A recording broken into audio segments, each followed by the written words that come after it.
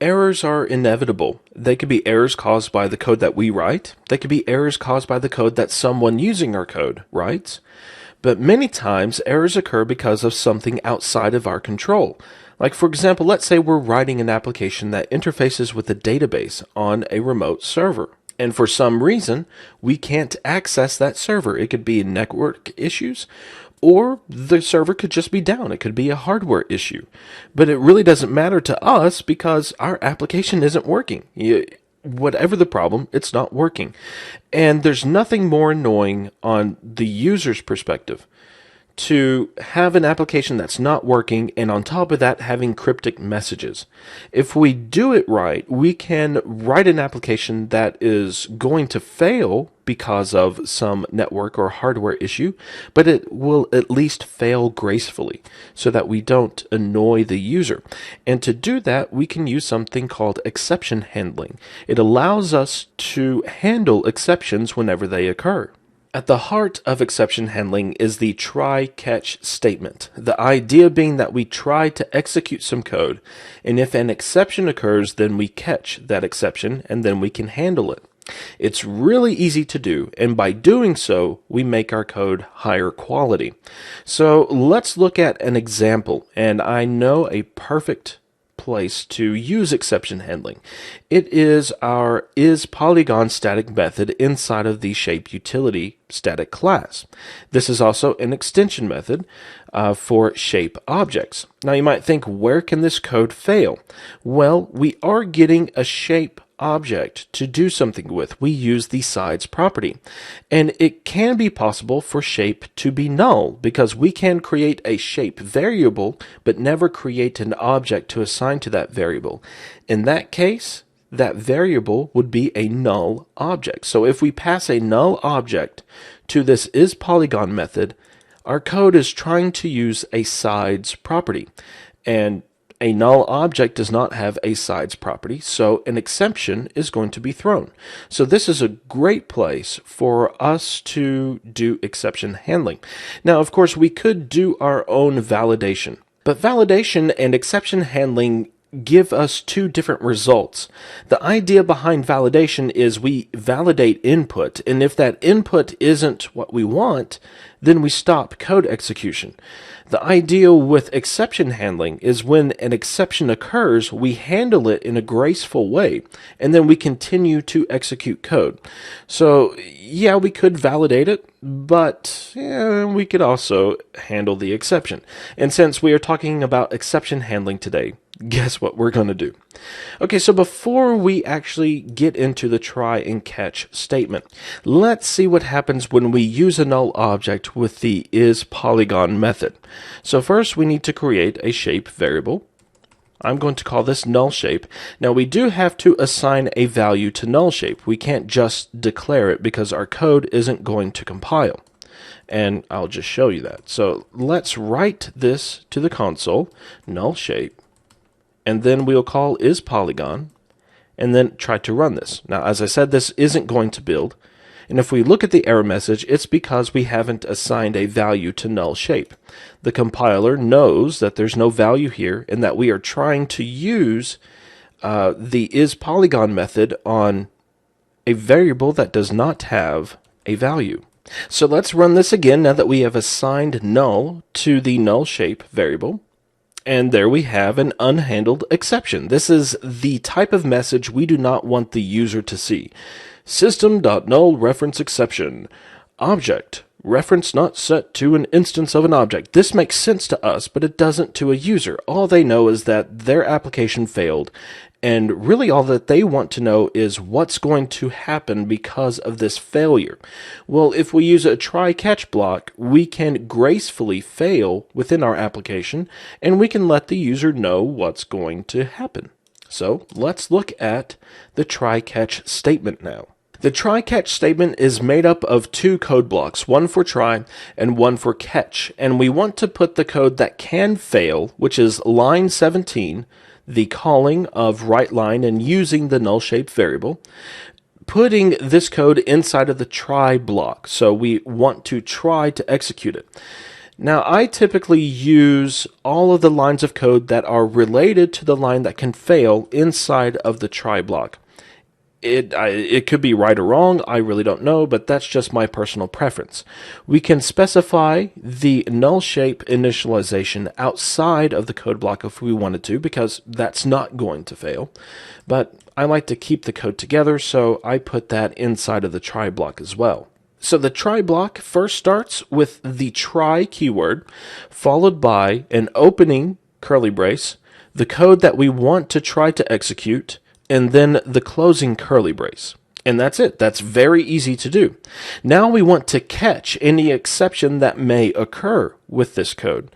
And to do that, we use a catch statement. And then we have a set of parentheses. Now this is kind of going to look like an if statement, except we're using catch instead of if.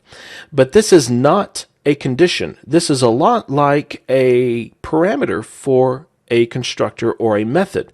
We specify the type of exception that we want to catch. In this case, I've specified exception. So exception is the base class of all of the other exceptions. So it doesn't matter what exception is going to occur, this catch block is going to catch that exception. So other than the difference of the catch and then the exception parameter, if you will, it looks a lot like an if statement. So inside of this catch block, we do not have access to any of these variables. So if we do want access to the null shape variable, we do have to define that outside of the try block. Like for example, if we try to do null shape, that's not there in IntelliSense, so we don't have access to it. But we do have access to this variable that we have defined as a quote-unquote parameter. So if we wanted to, we could use this as any other type of value, and there's a message property of this object that we could use. So we could do something like console.writeLine, and then write that message to the console. Now, this isn't going to be overly helpful for the user. Object reference not set to an instance of an object. That means something to us, not to the user. So we might want to say something like this. We cannot evaluate the polygon, or the shape. Let's do shape. The shape at this time. In this way, we display a message to the user, but then the code execution can still continue.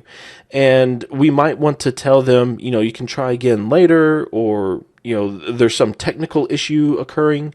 Whatever we wanted to tell them, we could tell them. But the point is, our code has failed, but we did so in a graceful way so that we let the user know, hey, something happened here.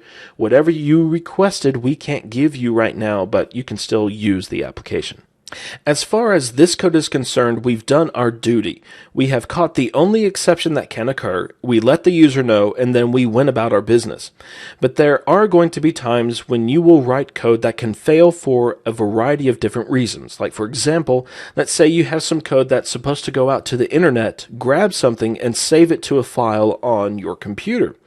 Well, there's two things that can go wrong. There could be a connectivity issue with retrieving something from the internet, and then there could be a privilege issue for accessing a file or trying to access a file that you don't have privilege to. So those are two exceptions that could occur in that particular scenario, and you would want to handle those two exceptions differently.